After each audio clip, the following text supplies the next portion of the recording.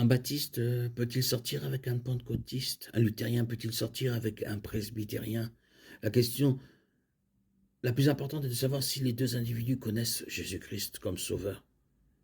La Bible parle d'être sous un joug inégal, 2 Corinthiens 6,14. Mais cela ne concerne que les croyants et les incroyants. Cela ne concerne pas deux croyants qui ont des croyances différentes. Si les deux individus connaissent Jésus-Christ comme sauveur, il n'y a aucune raison, bibliquement parlant, qu'ils ne puissent pas sortir ensemble ou se marier. Cependant, cela ne veut pas dire qu'il n'y aura pas de problèmes et de difficultés potentielles.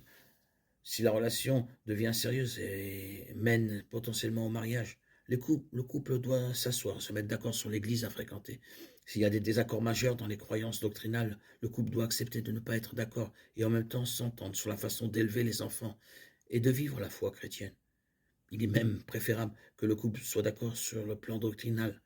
Mais le plus important est la foi en Christ, l'amour l'un pour l'autre et le désir d'avoir une relation qui honore Dieu.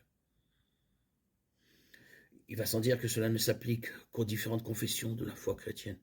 Les vrais croyants en Christ ne devraient pas épouser des membres de sectes ou de fausses religions qui se prétendent chrétiennes.